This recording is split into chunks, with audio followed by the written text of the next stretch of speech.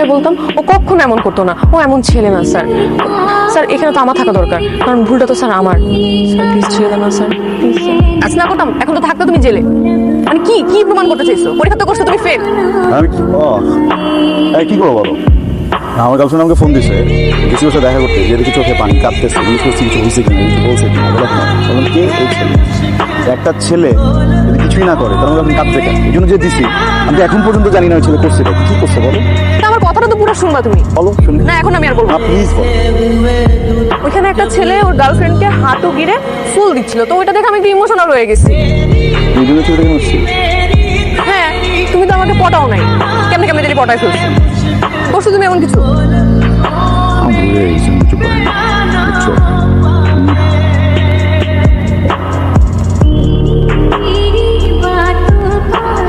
Nicco, I love you.